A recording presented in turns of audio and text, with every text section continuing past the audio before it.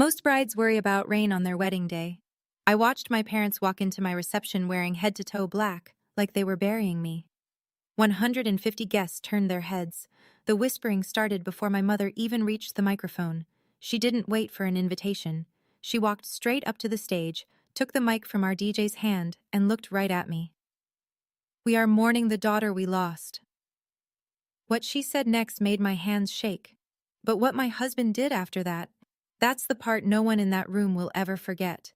Before I go on, please take a moment to like and subscribe, but only if you genuinely connect with this story. Drop your location and local time in the comments. I love knowing where you all are. I'm Wanda, I'm 29, and this is the story of how my own family tried to rob me at my wedding. Now let me take you back 18 months, to the day I wrote a check that changed everything. I grew up in Macon Hills, Tennessee, the kind of town where everyone knows your business before you do. Population 4,000, one traffic light, and a church parking lot that doubles as the town gossip exchange every Sunday morning. In the Mosley household, there were two daughters. Brielle was the sun. I was the background.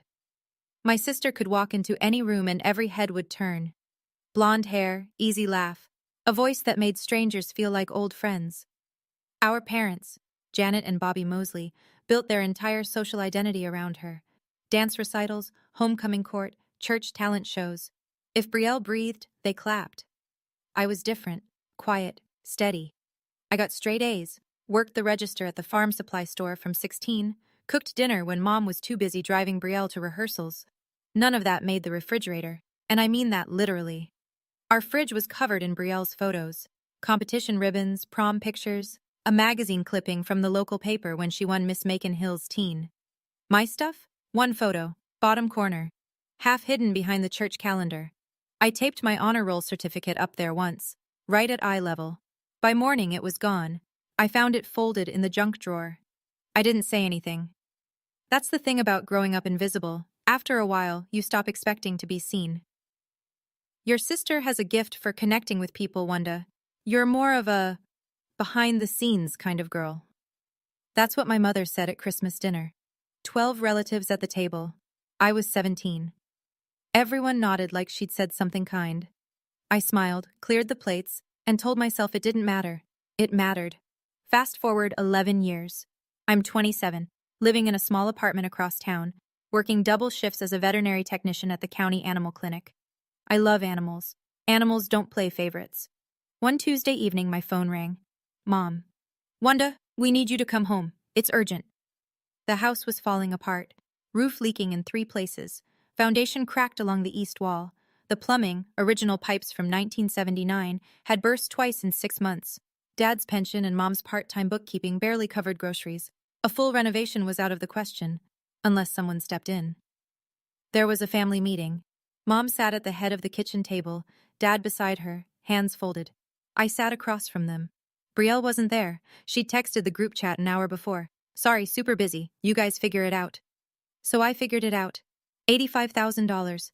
10 years of double shifts, skipped vacations, and dollar store shampoo. I handed it over in a single cashier's check. New roof, new foundation work, new plumbing, fresh paint inside and out. I coordinated with the contractors myself, drove over every weekend to check progress, ate peanut butter sandwiches in my car between the clinic and the job site. When it was done, the house looked better than it had in 30 years. Mom hugged me on the front porch. Her eyes were wet. "This house is yours, Wanda. When we're gone, it goes to you. You earned it." Dad nodded. "You earned it, kiddo. No lawyer, no paperwork, no deed transfer. Just a promise between blood. That was the most expensive handshake of my life. I just didn't know it yet." 3 months after the renovation wrapped, a section of soffit on the back porch came loose. The previous crew had cut corners. Mom called me panicking, and I called around for a contractor who could fix it fast. That's how I met Cole Reston. He showed up in a dented white pickup, work boots, and a flannel with the sleeves rolled to his elbows, hands like sandpaper. Spoke maybe 40 words in the first hour. But when he did talk, every word landed exactly where it was supposed to. He fixed the soffit in an afternoon. I brought him iced tea and we sat on the tailgate of his truck, not saying much, watching the sun drop behind the tree line. It was the most comfortable silence I'd ever shared with another person. We started dating 2 weeks later. The first time Cole came to dinner at my parents' house, I could feel the temperature shift the moment he walked in. Mom looked at his calloused hands, his faded jeans, the truck parked in the driveway. "So, what exactly do you do?" she asked, pronouncing do like it had 3 syllables. Cole didn't flinch. "General contracting, residential mostly." That was all she said. Dad stared at his plate. Brielle happened to be visiting that week. She was sweet to Cole's face, all smiles and, "Oh, how fun." But later that night, through the thin walls of my old bedroom, I heard her on the phone with Mom. "He seems fine, but is that really the best Wanda can do?" I lay there in the dark, staring at the ceiling. Cole was asleep in the guest room downstairs, and he had no idea that the people in this house had already decided he wasn't enough. Just like me. 6 months after the renovation, I stopped by the house on a Saturday to grab a box of old textbooks from my closet. My closet was empty, not just the textbooks. Everything. My posters, my high school yearbooks, the quilt Grandma Davis made for my 12th birthday. All of it gone, shoved into a plastic bin in the garage.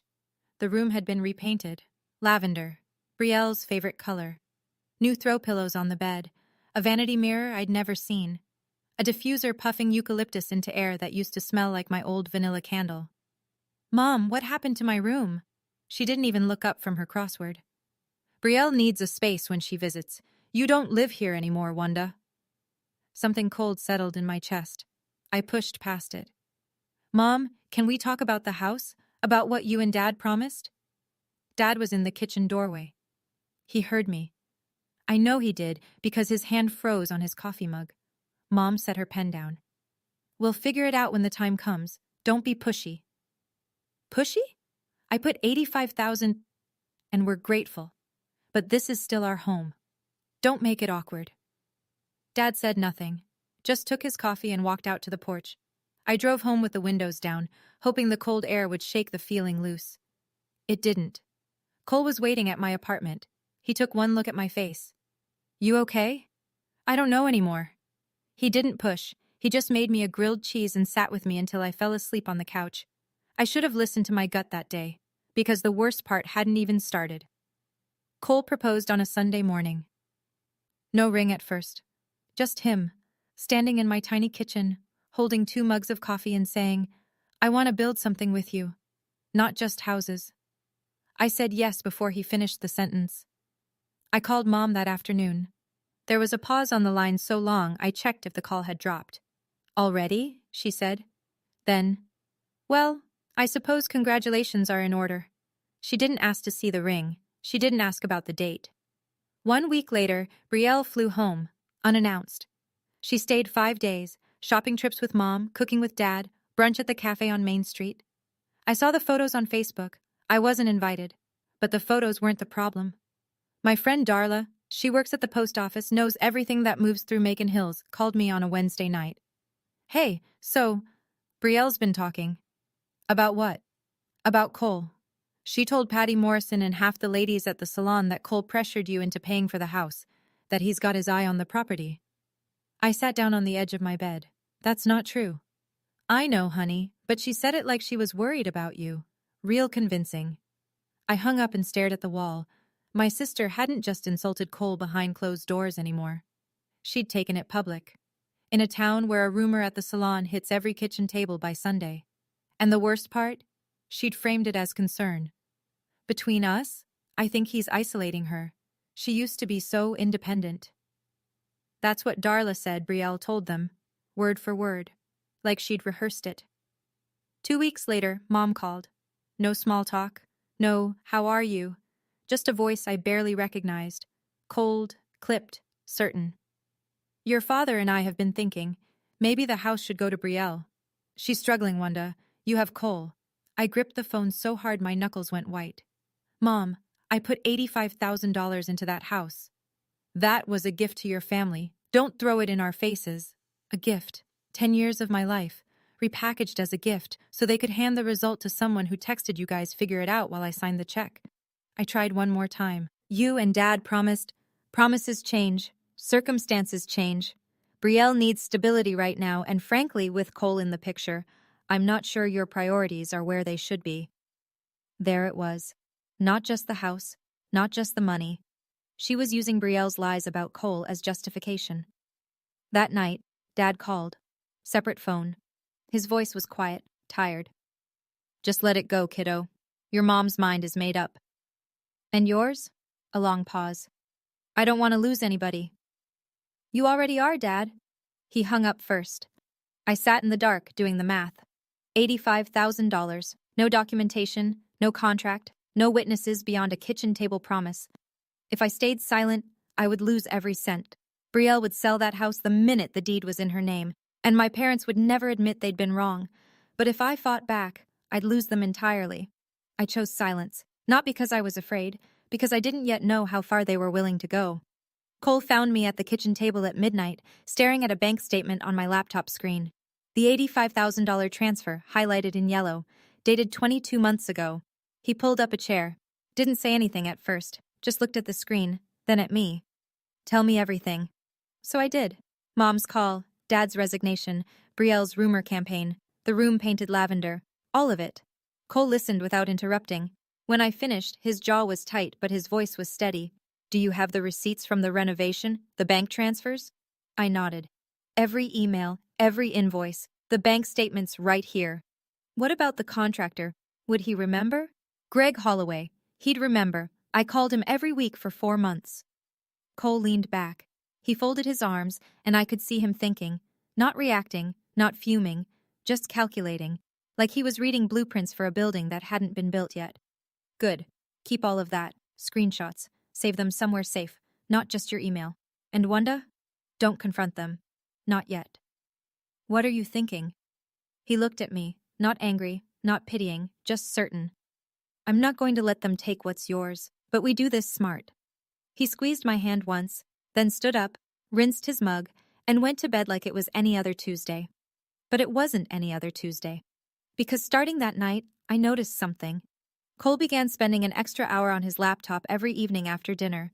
He didn't explain. I didn't ask. I trusted him. And that turned out to be the best decision I ever made. We set the wedding for June 14th. Small budget, no help from my parents. Cole and I would pay for everything ourselves. A barn venue outside town, a local caterer, wildflowers from the farmer's market. Nothing fancy, just ours. Mom made her position clear early. I'm not paying for a wedding to a man I don't approve of. We didn't ask you to, I said. She hung up. I expected the cold shoulder. What I didn't expect was what showed up on Facebook the following Saturday. A photo. Mom and Brielle, side by side, at a bridal boutique in Nashville. Brielle holding a white gown against her body. Mom beaming. Caption: Mother-Daughter Day. Brielle wasn't engaged. She didn't even have a boyfriend. Not one Mom knew about anyway. My phone buzzed. Kenna, are you seeing this? I stared at the photo. 47 likes. Comments. So gorgeous. And can't wait for the big day, and lucky mama. Not one person asked whose wedding they were shopping for. Because in the Mosley family, there was only one daughter worth celebrating. I didn't comment. I didn't react. I locked my phone, set it face down on the counter, and went back to addressing our wedding invitations by hand. That night, I couldn't sleep. I lay in bed replaying that photo, my mother's smile, the way she had her arm around Brielle like she was the bride, like I didn't exist. Cole rolled over. You're thinking too loud. Sorry. Don't be sorry. Just remember, people who need an audience to feel powerful always need a bigger one next time. I didn't fully understand what he meant. Not until the wedding. 3 weeks before the wedding, I drove to my parents' house to grab the last of my things from the garage. An old lamp, some winter clothes, a box of Christmas ornaments Grandma Davis left me. Brielle's car was in the driveway. I almost turned around.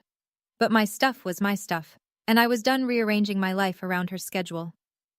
The garage side door was unlocked. I stepped in, found my box, and started loading it into my trunk. That's when I heard her voice. Drifting through the open window above the garage, clear as a bell, Brielle was on FaceTime upstairs, laughing. Once I get that house, I'm listing it. Travis and I checked the comps. Easy 450. I froze, my hand on the box, my heart in my throat. A man's voice, tinny through the speaker. Your parents still don't know about me? Not yet. I'll introduce you after the house thing is done. One bomb at a time, babe. He laughed. She laughed louder. Then she said it. The sentence that rearranged every memory I had of the last 2 years. I told them Cole was only with Wanda for the property. They ate it up. Honestly, it was too easy. A pause. Then, Wanda's an idiot for pouring 85 grand into a house she'll never own. I stood there in that garage, my hands shaking, a box of Grandma's ornaments rattling against my chest. I could hear my own pulse in my ears. Every instinct told me to storm upstairs, to scream, to confront her with her own words still echoing off the walls. I didn't. I set the box down, walked to my car, and drove home in silence. That was the smartest thing I've ever done. I made it to the kitchen table before I broke. Not a big cry, just tears running quiet down my face while I sat there gripping the edge of the table like it might float away. Cole came in from the yard. He saw me and set down his water bottle without a word, pulled a chair beside me, waited. I heard her, Cole, Brielle, on the phone. I told him what she said. Every word. The listing price, the boyfriend, the lie about him. When I got to the part where she called me an idiot, my voice cracked. Not from the insult, but from the realization that my parents had rewritten their opinion of the man I loved based on a story my sister invented over FaceTime with a boyfriend they didn't even know existed. Cole didn't slam the table, didn't raise his voice. He sat very still and asked one question. Did you record it? I shook my head. Next time, keep your phone on record, just in case. He was quiet for a moment. Then, they're planning something for the wedding. I can feel it. Let me handle the slideshow setup. I blinked. The slideshow? I told the DJ I'd put together a photo reel for the reception. Let me manage that. It seemed like a small thing. A husband wanting to handle the wedding slideshow.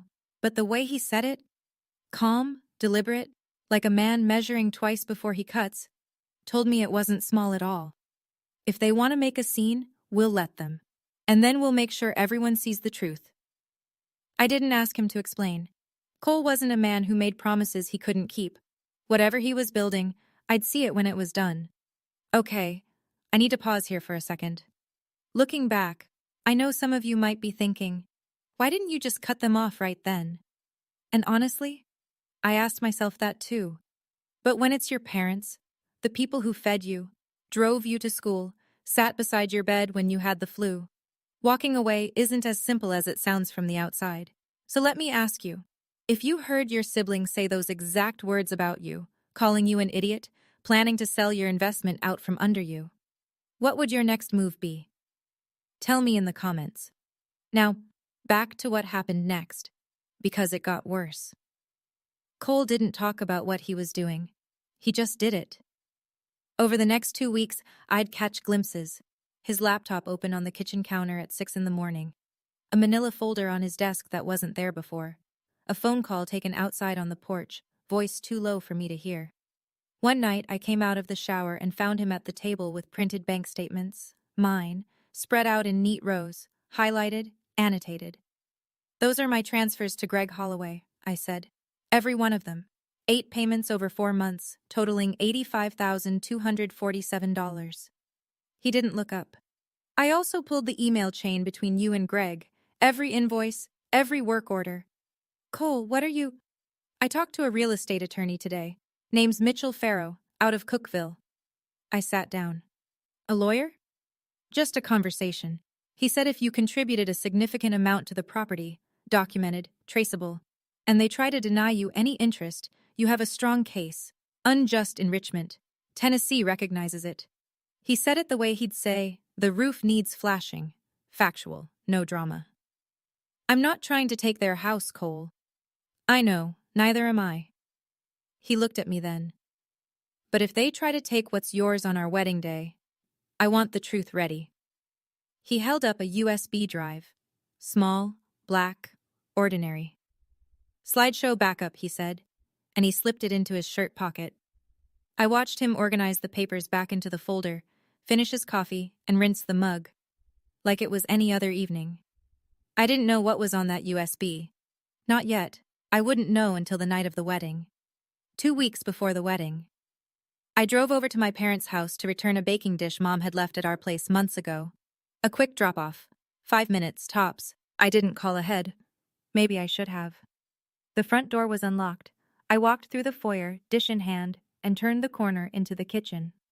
All three of them were at the table: Mom, Dad, and Brielle. Papers spread across the surface, a pen between Mom's fingers, Dad's reading glasses low on his nose. The moment I appeared, the conversation stopped. Not a pause, a full stop, like someone had hit mute on a television. Brielle's hand moved fast. She flipped a page face down.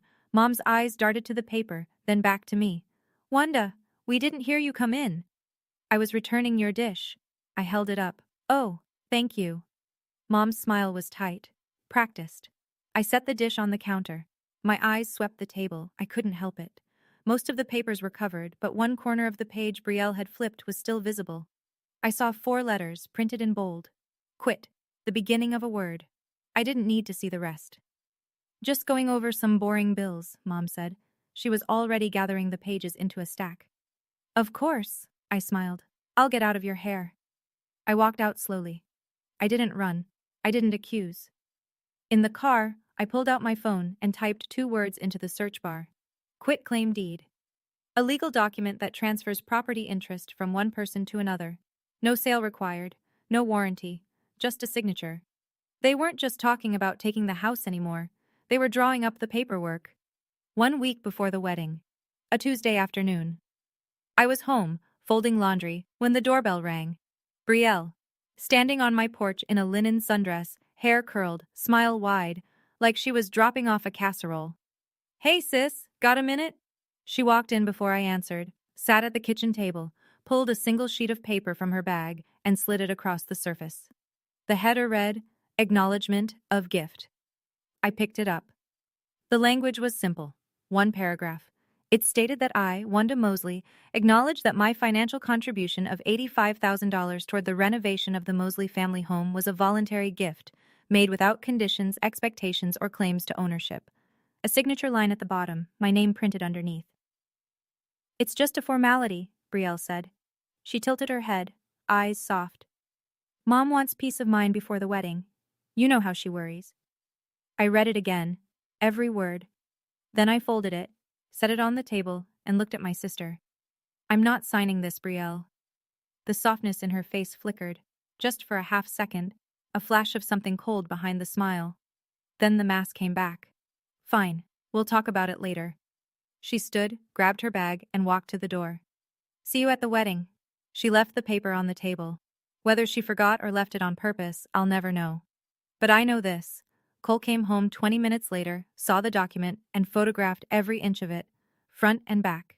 Then he slid it into the manila folder without a word. I didn't spend 10 years saving to sign it away in 10 seconds. That's what I told my empty kitchen after she left. June 14th. My wedding day. Kenna laced the back of my dress in the bridal suite.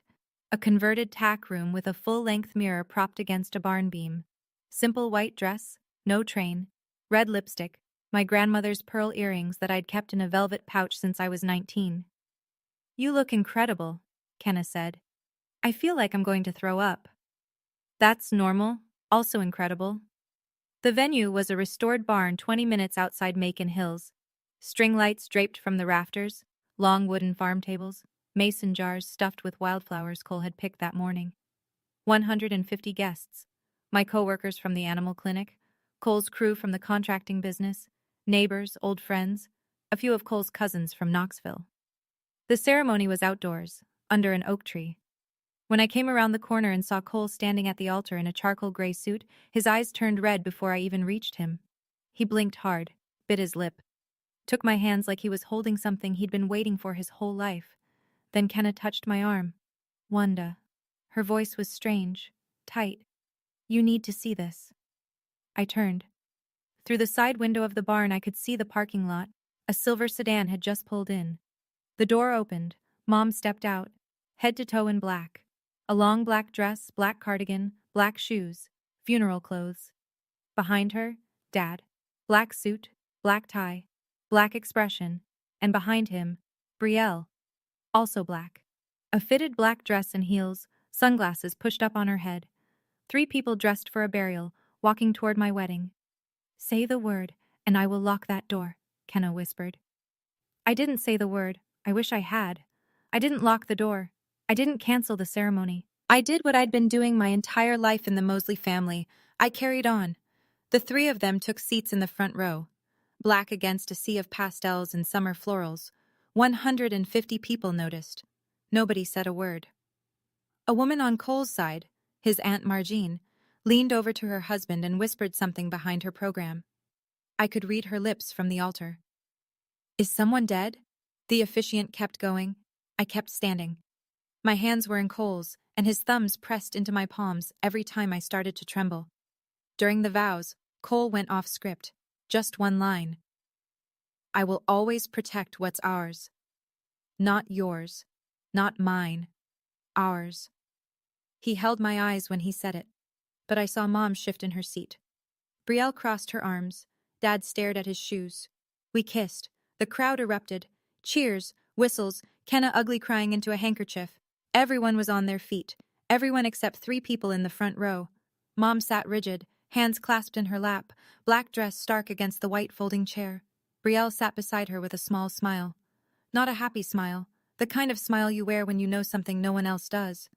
Dad just looked tired, like a man who'd been told where to sit and what to wear and had stopped asking why a long time ago. I told myself it was fine. They'd made their statement. Black clothes, front row, stone faces, fine, let them mourn. I was alive and married and standing in the sunlight, and I refused to let them pull me into the dark. But they weren't done. The reception started beautifully. String lights glowing. First dance. Cole spun me slow under a canopy of Edison bulbs while our guests clinked glasses and the caterers set out plates. Then the DJ tapped the microphone. We'd love to open the floor for toasts. He didn't finish. My mother was already moving. She crossed the dance floor in 4 strides, took the microphone from the DJ's hand, not a grab, but firm enough that he let go out of sheer surprise, and turned to face the room. 150 people went silent. I want everyone here to know we are in mourning tonight. A murmur rippled through the tables.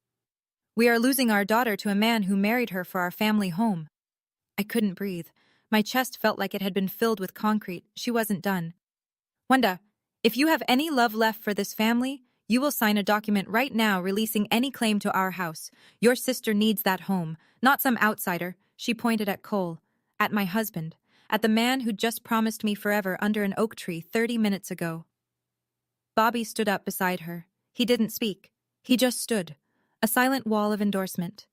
And then Brielle rose from her chair. She reached into her bag and pulled out a document, the same one she'd brought to my apartment, the acknowledgement of gift. She held it up, visible to the entire room, and walked toward me. She set the paper on the table in front of me, placed a pen on top, and she smiled. Not a nervous smile, not an embarrassed smile, the smile of someone who had already won. Silence.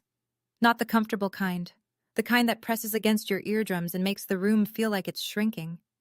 150 pairs of eyes locked onto me. The bride in white, sitting at her own reception table, a pen and a legal document placed in front of her like a verdict.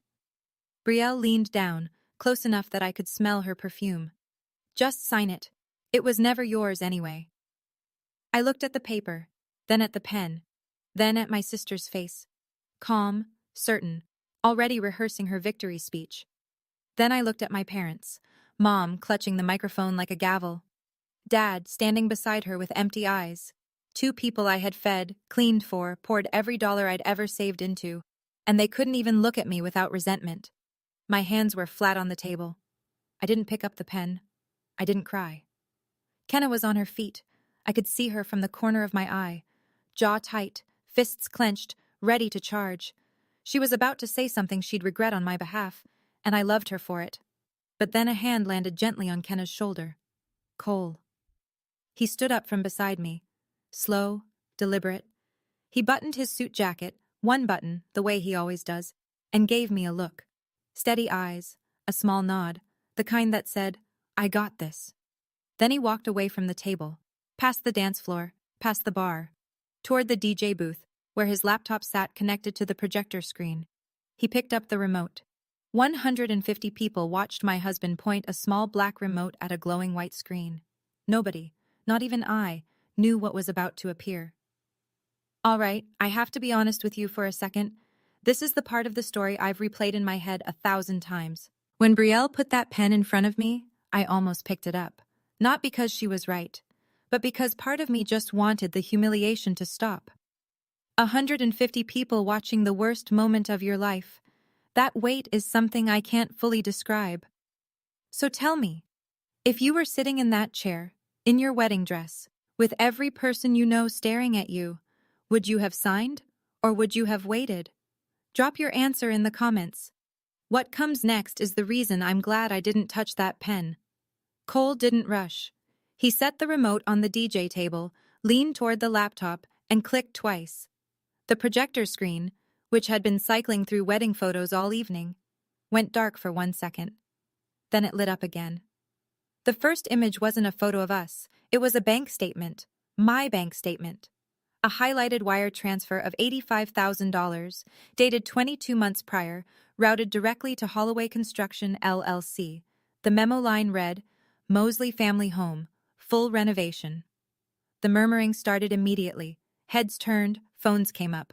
Cole didn't speak. He just pressed the remote. Next slide. A printed email chain between me and Greg Holloway. 4 months of invoices, material lists, progress photos. The final line, total project cost, $85,247. Paid in full by Wanda Mosley. I watched my mother's hand slowly lower the microphone. Brielle's smile dimmed like a bulb on a dying circuit. Cole pressed again. Before and after photos of the house, side by side. The crumbling porch next to the rebuilt porch. The cracked foundation next to the sealed foundation. The rusted pipes next to gleaming copper, each set labeled, funded by Wanda Mosley. The room wasn't whispering anymore. People were leaning forward, reading every word on that screen like it was a courtroom exhibit. Aunt Margene, Cole's aunt, put her hand over her mouth. But Cole wasn't done, and the money wasn't the part that made them run. He looked at me across the room. One more nod, then he pressed the remote again, and the screen changed to something I had never seen before. Text messages, screenshots, blown up to 6 feet wide. My heart stopped. The first screenshot filled the screen, an iMessage conversation. Contact name at the top, Travis Keene. Brielle's outgoing messages in blue. 150 people read it at the same time. Brielle. Mom and Dad are so gullible, LOL. I told them Cole is only with Wanda for the house. They bought it immediately. The sound that moved through the room wasn't a gasp. It was lower. A collective exhale, like the air had been punched out of every chest at once. Cole pressed the remote. Brielle. Once I get that house, I'm listing it. Travis and I checked. Easy $450,000. Chairs creaked. Someone at the back table stood up for a better look. Another click. Brielle. Wanda's an idiot for paying $85,000 into a house she'll never own. Dead silence. Then a woman at table 9, I think it was Paula from the clinic, said, "Oh my God," loud enough for the whole barn to hear. Cole pressed one final time. The last slide. A photograph of the acknowledgement of gift document. The one Brielle had brought to my apartment. The one she just placed in front of me, minutes ago, with a pen and a smile. The text was clear enough for every guest to read. It asked me to declare my $85,000 a voluntary gift with no claim to ownership. Cole turned away from the screen and looked at my family. His voice was calm, not loud, not angry, just clear. That's who told you your daughter's fiancé was a gold digger, your other daughter. Mom turned to Brielle. Brielle opened her mouth. Nothing came out. The pen was still on the table in front of me. I hadn't touched it. The room cracked open. Aunt Margene's voice carried from table 4. Lord have mercy. Then the noise came. Not shouting, just the low roar of 150 people processing the same betrayal at the same time. Whispers became sentences. Sentences became open conversation. Heads shook, eyes widened, phones lit up under tables. Brielle moved first. She snatched her bag from the chair, clutched it to her chest like a shield, and turned for the exit. Her heels cracked against the barn floor, fast, uneven, almost tripping on the threshold. Mom stood frozen at the microphone. The mic hung at her side, still on, picking up her breathing, quick and shallow, broadcast to every speaker in the room. Bobby, she said, voice shaking. Bobby, say something. Dad didn't say something. He shook his head once, slowly. Then he took Mom's elbow, not gently, not roughly, just mechanically. and steered her toward the door. "We need to go. Now." Mom's heels clicked across the wooden floor. The microphone dropped from her hand and hit the stage with a dull thud that echoed through the speakers. She didn't pick it up. The barn door opened. June night air rushed in. 3 black silhouettes disappeared into the parking lot. An engine started. Headlights swept across the windows. Then they were gone. The silence lasted maybe 4 seconds. Then Cole walked back to our table, sat down beside me, and took my hand under the tablecloth. He turned toward the room. Same calm voice. "Sorry about the delay, folks. The bar's still open." The laugh started at table 6 and spread like a wave. Then the applause. Then Kenna, sobbing into her champagne, raising her glass. I didn't cry. Not because I was strong. Because I was finally free. We danced until midnight. The caterers ran out of pulled pork. Kenna gave a toast that made every woman in the room cry, including herself, twice. 2 of Cole's cousins started a line dance that lasted 6 songs. Nobody mentioned my parents for the rest of the night. Not out loud, anyway. The next morning, Cole and I sat across from Mitchell Farrow in his office in Cookville. Wood-paneled walls, a ceiling fan clicking overhead, and a man who looked like he'd been practicing law since before I was born. He reviewed everything. Bank statements, email chains, contractor invoices, the before and after photos, the screenshot of the acknowledgement of gift document. "This is clean," he said, tapping the folder. "Traceable funds, documented improvements, no reimbursement. Tennessee courts recognize unjust enrichment claims. You've got a strong case." "I don't want the house," I said. Farrow looked at me over his glasses. "What do you want?" "My $85,000 back. That's it." He nodded. Drew up the civil claim that afternoon. Unjust enrichment. Recovery of funds contributed to a property under an unfulfilled promise. He attached every receipt, every transfer record, every photograph. The notice was sent to Janet and Robert Mosley by certified mail 3 days later. Included was a note from Farrow. "Please be advised that the submitted acknowledgement of gift document, which your family attempted to have Miss Mosley sign, demonstrates awareness that the contribution was not, in fact, a gift." I didn't want their house. I didn't want revenge. I wanted exactly what I'd put in. Not $1 more, not $1 less. "I didn't want their house," I told Cole on the drive home. "I wanted my money and my dignity, both." He reached across the console and held my hand. "You've got both." 8 days after the wedding, my phone rang. "Mom." I almost didn't answer, but something, maybe habit, maybe that stubborn thread of hope that never fully dies, made me pick up. Her voice was different, smaller. The command was gone. What replaced it wasn't warmth. It was disorientation. Like someone who'd walked into a room and forgotten why. "Wanda, we need to talk about this lawyer letter." "There's nothing to talk about, Mom. My attorney will handle it from here." "You hired a lawyer? Against your own parents?" "You wore funeral clothes to my wedding, Mom." Silence. Then the pivot, the one I'd been expecting. "You're tearing this family apart. Is this what Cole told you to do? Is this his idea?" Same playbook, different day. "I didn't wear black to your wedding, Mom." I heard her breath catch. For once, she didn't have a response. "Goodbye, Mom." I hung up, set the phone face down, poured myself a glass of water, and stood at the kitchen window watching Cole mow the yard next door for our elderly neighbor. Even when everything was on fire, that man mowed lawns. 2 days later, a text from Dad. Just 5 words. I should have spoken up. Then, "I'm sorry." I read it 3 times. I sat with it for a long time, turning those words over in my hands, like something fragile. I thought about responding. I typed out 4 different replies, and deleted every one. I wasn't ready, not yet. Forgiveness isn't a switch you flip, it's a road you walk, and I hadn't decided yet whether I wanted to start walking. But I didn't delete his message. That was something. In a town like Macon Hills, you don't need the internet for news to go viral. You just need one church potluck. Within a week, everyone knew. The veterinary clinic receptionist. The guy at the hardware store. The teller at First Tennessee Credit Union. They'd either been at the wedding themselves or heard it from someone who was.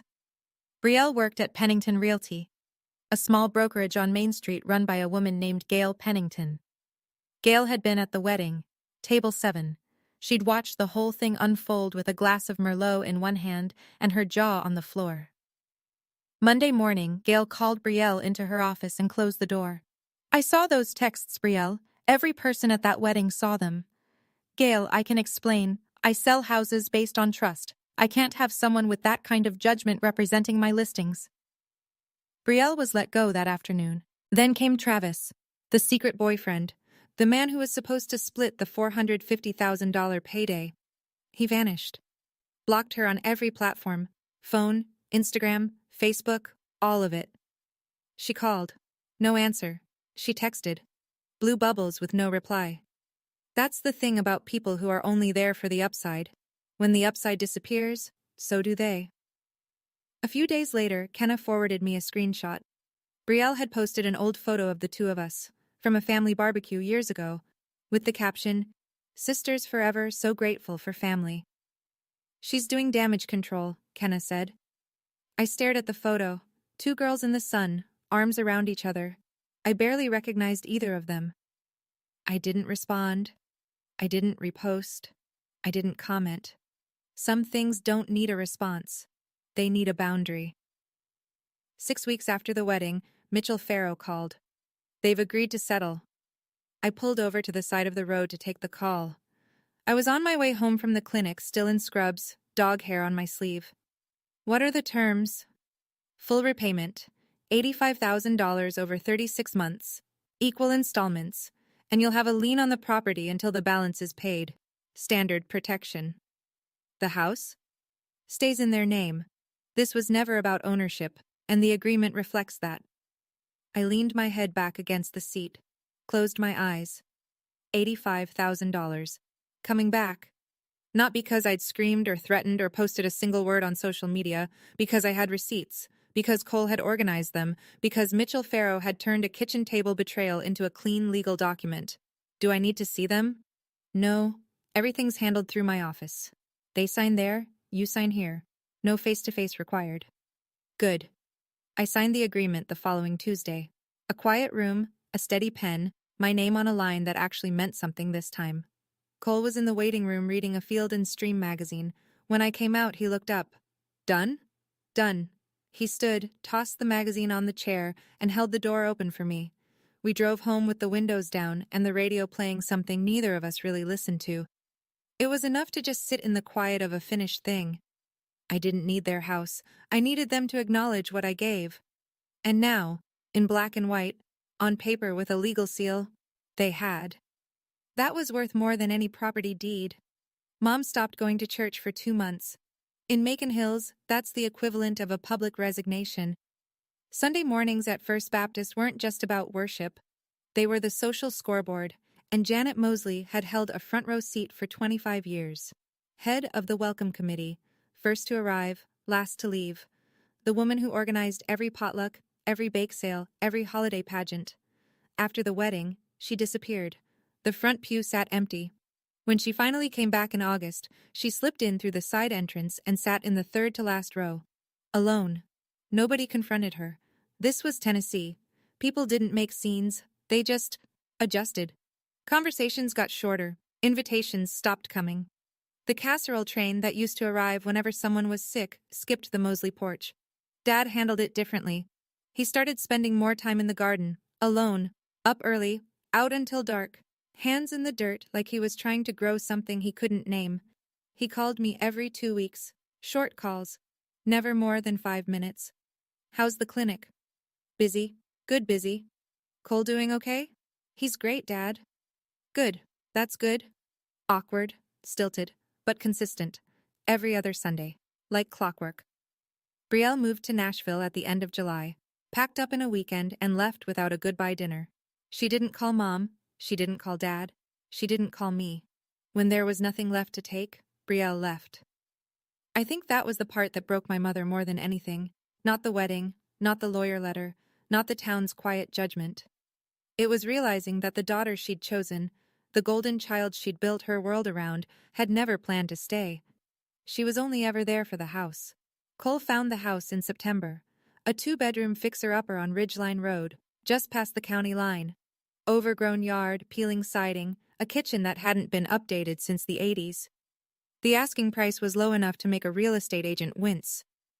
"It's got good bones," Cole said, standing in the driveway with his hands on his hips, squinting at the roofline like he was already drawing plans in his head. "It's got a raccoon in the attic. I'll negotiate with the raccoon." We bought it. Cash from the first few settlement payments, plus what we'd been saving. Our names on the deed, both of them, in ink. Cole did the renovation himself. Evenings and weekends, one room at a time. New floors, new countertops. Repaired the porch. I planted a vegetable garden along the south fence. Tomatoes, peppers, herbs. Something alive and growing that was purely ours. Kenna came over most Saturdays. She'd bring wine and gossip and sit on the porch while Cole cut trim in the garage and I planted basil. It was simple, ordinary, perfect. In October, a birthday card arrived in the mailbox. No return address, but I recognized the handwriting. Dad's. I opened it at the kitchen table. A drugstore card with a cartoon cake on the front. Inside, in careful ballpoint, "Happy birthday, kiddo. Proud of you." No signature from Mom, just Dad. I held it for a long time. Then I walked to the refrigerator, our refrigerator in our house, and I stuck it right in the center, eye level. No church calendar blocking it. No stack of someone else's photos crowding it out. For the first time in 29 years, my name was the first thing I saw on a refrigerator. I don't hate my parents. I know that might surprise some of you after everything I just told you. But hate takes energy I'd rather spend on something that grows. What I do hate is the version of myself who sat at that kitchen table at 27 and handed over a cashier's check without asking for a single piece of paper in return. The girl who thought love and trust were the same thing. They're not. Love is a feeling. Trust is a contract. And every contract needs terms. My mother exploited a promise she never intended to keep. My sister invented a lie so convincing it turned my parents against the best man I've ever known. And my father, the man who taught me to ride a bike and bait a hook, stood there in a black suit and said nothing. But here's what I've learned, and I'm sharing it because I wish someone had said it to me 10 years ago. Loving someone doesn't mean handing them a blank check, literally or emotionally. There are still nights when I lie awake and see it. Mom at the microphone, Brielle's smile, the pen on the table, 150 faces watching me at the lowest moment of my life. Those images don't go away. I don't think they're supposed to. They're not wounds anymore. They're the scar tissue that reminds me where my limit is. But every morning I walk through my own front door, a door I helped pay for, attached to a house with my name on the deed, and I remember that I chose myself. I chose the man who stood up when everyone else sat down, and I do it again, every single time. Thanksgiving, 6 months after the wedding, Cole and I hosted. Our house, our kitchen, our table. A second-hand oak table he'd refinished with 3 coats of polyurethane and sanded until it was smooth enough to write on. Kenna came. A few friends from the clinic. 2 of Cole's cousins from Knoxville. A 7-pound turkey, cornbread dressing, and a sweet potato casserole that Cole made from his grandmother's recipe, which he will take to his grave before he shares. We'd just sat down when my phone buzzed. I almost ignored it. Then I saw the name. Dad. I stepped into the hallway. "Hey, kiddo." "Hey, Dad." A pause. The kind that lasts long enough to hear someone swallow. "Your mom isn't ready yet, but Can I come by? Just for an hour?" I looked through the doorway at Cole. He must have read my face because he raised his eyebrows. A question. I held up the phone and mouthed Dad. Cole nodded once. "Bring pie, Bobby," Cole called, loud enough for the phone to pick it up. Dad arrived 40 minutes later with a store-bought pecan pie and shoes that were too clean for a man who spent every morning in the garden. He stood on the porch like he wasn't sure he had the right house. He ate turkey. He complimented the dressing. He asked Cole about the porch railing and listened, actually listened, to the answer. Before he left, he hugged me, both arms, tight. The kind of hug that says everything a man like Bobby Mosley doesn't know how to put into words. I didn't say I forgive you. Not yet. That word is too big to rush. But I opened the door. And for now, that's enough. If you're watching this and you're in a family where your love is measured by how much you're willing to give up, I want you to know something. You're allowed to stop. You're allowed to love someone and still say no. You're allowed to care about your parents and still protect yourself. You're allowed to walk away from a table where you're only welcome when you're serving. Setting a boundary isn't betrayal. It isn't selfishness. It isn't being ungrateful. You know what is? Sitting in silence while the people who are supposed to protect you are the ones doing the damage. That's the real betrayal. And it's the one you're committing against yourself. My mother hasn't called me since that day in the lawyer's office. Maybe she will. Maybe she won't. That's her road to walk, and I can't carry her down it. My father calls every other Sunday, 5 minutes, awkward, consistent. He's trying. I see it. My sister is somewhere in Nashville. I don't know what she's doing. I don't check. The thread between us was cut cleanly, and I've stopped looking for the other end. Cole taught me something that I carry everywhere now. He said it the night before the wedding, while we were packing the car with table centerpieces and a cooler full of sweet tea. You don't need to shout to be heard, you just need to stand still and let the truth do the talking. I'm Wanda, I'm 29, and this is my house, nobody else's name on it. Boundaries aren't walls, they're doors. You just get to choose who walks through. And for the first time in my life, I'm the one holding the key. That's my story. If it reminded you of something you've been through, or something you're still going through right now, please leave a comment.